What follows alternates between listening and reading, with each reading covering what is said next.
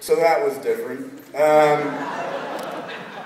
We have some business to attend to, but first off, I just wanted to explain the stick. Ladies and gentlemen, this is the very last hockey stick that Wayne Gretzky ever used as an Edmonton Oiler. This is the last stick that he was holding when he won his 4th and final Stanley Cup back in 1988. Right after that, everything changed. The very next year, he went to Los Angeles and expanded the NHL throughout the United States. But at that point, it was the beginning of the end of something. 4th Stanley Cup, he'd been with those people forever, and then everything changed the next year.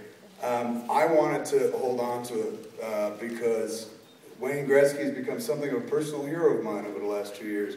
And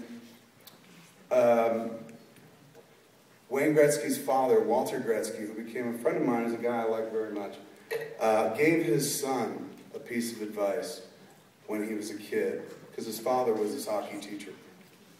Took him out on the river out behind his grandmother's house, strapped skates on him, and would train him all the time. And there was a backyard rink that he'd flood his backyard, train his kid there as well. The piece of advice that Walter Gretzky gave Wayne Gretzky was this, and it's I've been using it for the last 2 years now. Don't go where the puck's been. Go where it's going to be. The philosophy was simple. If you puck chase, you're always going to be behind the game.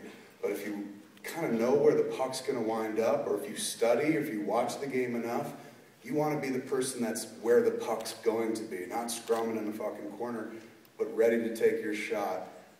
Ladies and gentlemen, 17 years ago, I came to this festival and took my shot, and it was amazing. My life changed in an evening. Everything fucking changed. And from that moment forward, we kept pretty busy working. We came back here a couple of years after Clerks with Chasing Amy, and that was nice because I had made Clerks, then I made Mallrats, and everyone hated Mallrats for some reason. Then I came back here with Chasing Amy, and everyone was like, good job, you're back. And I got pats on the back and stuff like that. And I was like, whew, my career is saved. Last movie I made was Cop Out. So naturally, I had to get back here fucking quick. And this is the movie I came with. Now, as you can see, this is a labor of love. As I said before, we're talking about September 21st is when we started shooting. And we're talking about a budget of less than $4 million. A little hair under. We'll open up, you'll be able to see the exact figure later on, but it's a little hair under $4 million. I was pretty proud of that. And we did it quick, shot it about 25 days. 4 months later, we're here. While we were making that movie, I was assisted by a zillion Gretzkys on my crew. Everyone there cinched the belts to pull it off. We're up at the Sundance Film Festival, so this is not an uncommon story. When you're passionate about something, everyone feels it and kind of jumps in if they dig the project enough. I don't think I would have gotten that same kind of cooperation on Cop Out, but I certainly got it on this movie in a big bad way, and it was moving. People just didn't fucking get paid. Some cats, I was one, but some cats didn't get paid. Some cats took well below their rate. And everyone was there, even though we had late nights and shit. It's the same old independent story that you've heard a zillion fucking times. We were all in it for the love. And I loved that, man. I've been in this business 17 years now, making films, good or bad, for that long. And I've made, this is my 10th flick. And in that time, I've learned a few things. Like when I was here originally, the most important thing in the world that I could do was sell my movie. So this time is the first independent flick I made since Clerks. The first time that somebody else didn't pay for the movie. Well, I mean, we had investors, but no studio paid for the movie. And it was scary because I was like, okay, we're going to go up there, do what we're supposed to do, make the movie, bring it up, sell the movie. That's what you do. And I started thinking about the math. It's a $4 million movie. And if we sell it to a distributor, let's say it's about, maybe we get 4, maybe we get 6 if we're fucking lucky. Things don't seem to be going for the happy Texas dollars anymore up here. So let's say it's about 4 million. Let's say we get 6. We're real lucky. Some Harvey goes ape shit. Here's 6. Let me go back to the Jets game.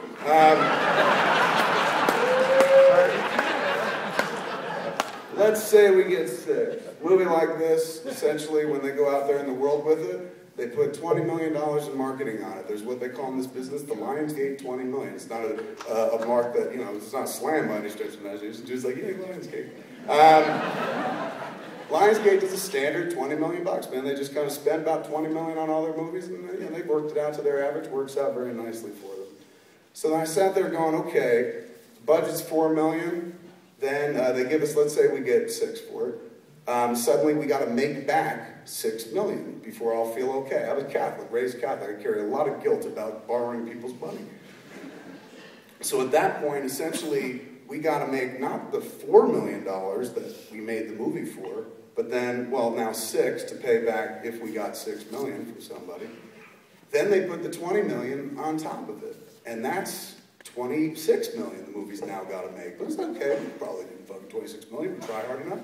But we all know that's not the case, because all that money doesn't go back to a studio or a distributor or anything like that. So essentially, you then have to make $50 million, double that $26 million, a little over, a little under the double number, in order to just get into the profit line. This is one of the things that I've learned in 17 years. Ladies and gentlemen, I never wanted to know jack shit about business. I'm a fat, masturbating stoner, you know? That's why I got into the movie business. It seemed like the place where fat, masturbating stoners went.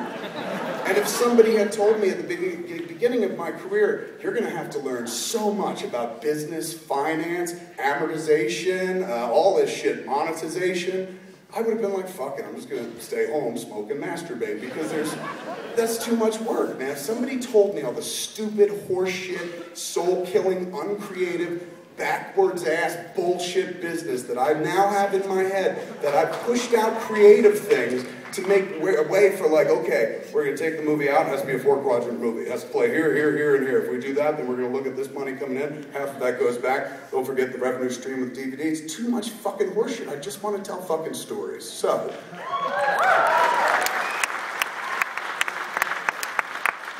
this is what I've been thinking.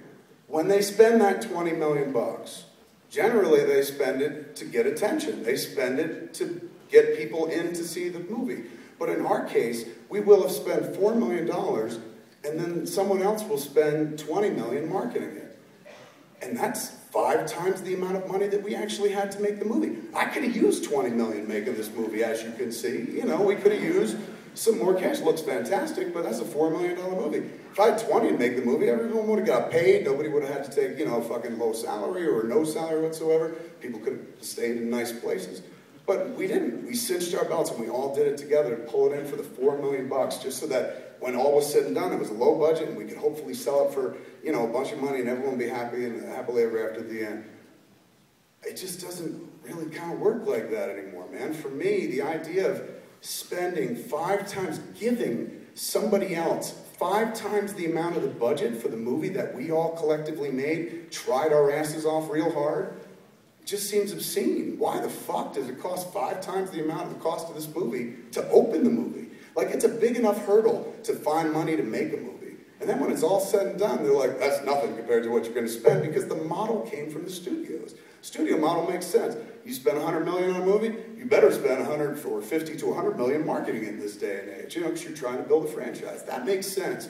And when studios started buying indies, that's when I got in the game. It was back when, you know, Disney bought Miramax. So I came into a world of, like, we spend on movies. But Harvey was so fucking clever back then. The company had just been bought and shit like that, and he still had that fucking, like, I'm not going to spend money. Harvey would always tell us something that inspired me. He created a kind of brotherhood mentality at Miramax. And one of the things that he said, which always fucking got to me, was just like, he would look at other studios opening movies. Just, you know, not just studios, but like the new lines and shit like the Fine Lines, even back in the day.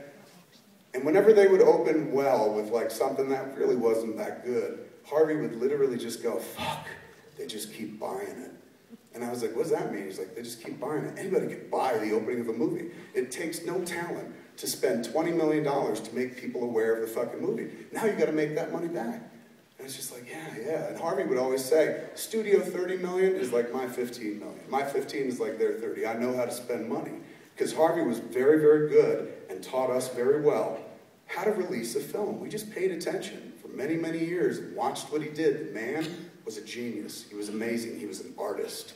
And I just sat there and sucked it all in, me and John Gordon. Because John trained under Harvey. John was Harvey's assistant for years and years.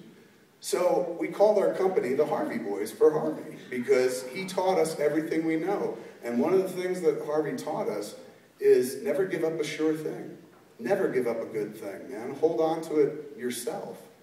And the more I started thinking about that, compared to like, we gotta sell the movie and then go through the whole rigmarole of everything. Every time I've ever made a movie, it's the same fucking thing. We make it for a very small budget, somebody spends a shit ton of money in marketing it, and then I never see anything. Nobody ever sees any money ever again. They're just like, oh, still, you know, we still gotta make our money back. It took 7 years for Clerks, a movie that cost $27,575 to go into profit. When that's happening, when you're spending 4 times, 5 times the amount to market a movie or open a movie than you are to make it, that's not an inspiring game at all. No kid can get into it now. I look at the fucking film world now and I'm like, there's no way I would have tried it. I wouldn't have tried Clerks today because it's impenetrable. Even if you're lucky enough to make a movie, how the fuck are you gonna open a movie? It takes so much fucking money and shit, so much time, effort, and everything is fetishized about that one fucking 3 days. They'll spend 30, 40, 50 million just for 3 fucking days.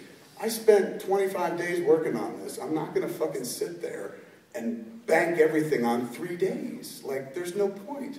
Now, I've been doing some shit on the side for a few years now, aside from this movie nonsense. Then I've kind of built up a little audience of sorts. There's the Twitter thing, of course, but we have this Smodcast network, a podcast that we do. So guys, online. And during that, we've built it up into a financial concern of some sort. It's a profitable little fun thing. Used to be a hobby. Now we make money off of it. The 2 best or biggest, most heard or most listened to podcasts on the network pull in about 300,000 listeners per episode. Via that and via like Twitter, I've been able to sell out Carnegie Hall without spending a fucking dime in marketing. I've sold out the Sydney Opera House twice. I've sold out about 15, 19 theaters across this country this year after I got kicked off the airplane and started bussing around and just getting on stage and crying about it. And in that time, man, I figured out, like, this is what it's all about to me. It's great we can all sit here in front of the movie, but this is the best part. Sitting there and talking to people afterwards. And that's something I'm used to doing. I do it on the podcast, I do it on Twitter all fucking day long, and I love to do it when we take the movie out on the road. And what I would like to keep doing is doing that. I had so much fun making this movie. I have had so much fun getting the movie ready for Sundance, call it what you will, marketing, spinning, fucking turning it into a circus. I did it from my fucking desk in my office while smoking joints and going, this might be fun, you know? And it was a blast, and it was creative, and then suddenly it was like, movie doesn't have to end when you make the movie. This makes no sense to me. After 17 years, I don't understand. It's like, I'm a parent now.